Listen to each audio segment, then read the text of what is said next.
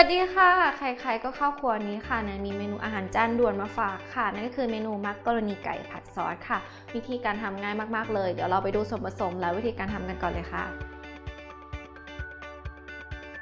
ส่วนผสมของเมนูมักกะโรนีไก่ผัดซอสนะคะก็จะมีมักกะโรนีค่ะเอาไปลวกน้ำเรียบร้อยแล้วนะคะเนื้อไก่หั่นเป็นชิ้นไข่ไก่ซอสมะเขือเทศค่ะมะเขือเทศหั่นเต๋าค่ะหอมใหญ่หั่นเต๋าต้นหอมหั่นท่อนค่ะซอสพริกและเกลือค่ะส่วนผสมครบแล้วไปลงมือทำกันเลยค่ะเราเริ่มทำเมนูมักกะโรนีไก่ผัดซอสกันเลยค่ะเริ่มจากใส่น้ำมันนะคะลงในกระทะตั้งให้ร้อนค่ะก็ใส่เนื้อไก่ลงไปผัดก่อนค่ะ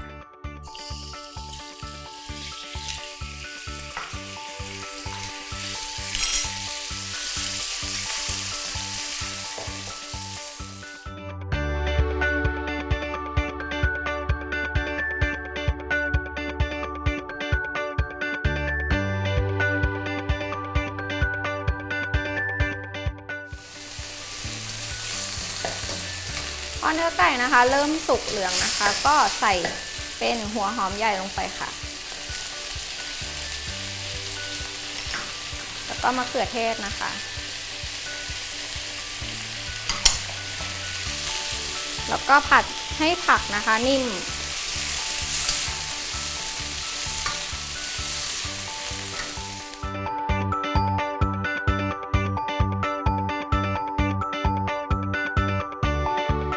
พอผักนะคะเริ่มนิ่มนะคะก็ดันไว้ข้างๆค่ะใส่น้ำมันเพิ่มลงไปนิดนึงค่ะแล้วก็เป็นไข่ไก่นะคะใส่ลงไปแล้วก็ยีให้แตกๆหน่อยๆค่ะ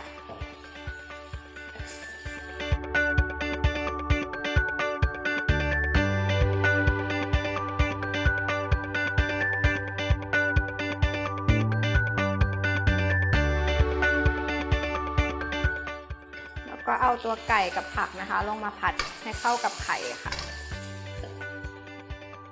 ผัดให้ไข่นะคะสุกแห้งนิดนึงค่ะ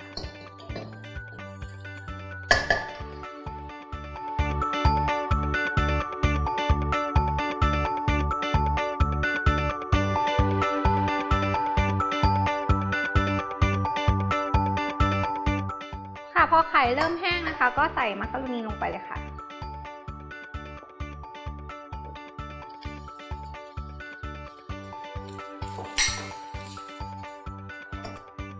ตามด้วยซอสมะเขือเทศนะคะ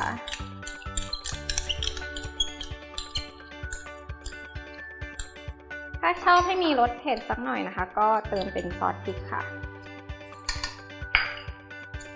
ตัดรสชาติด้วยเกลือเล็กน้อยนะ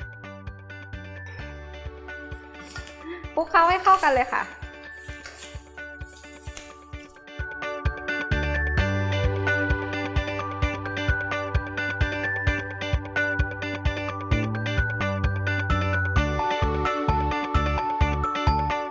พอผัดซอสจนเข้ากันดีแล้วนะคะก็โรยต้นหอมลงไปค่ะเพิ่มสีสันสักเล็กน้อยคนให้เข้ากันค่ะแค่นี้ก็เสร็จเรียบร้อยแล้วค่ะเดี๋ยวเราไปจัดใส่จานเสิร์ฟกันเลยค่ะ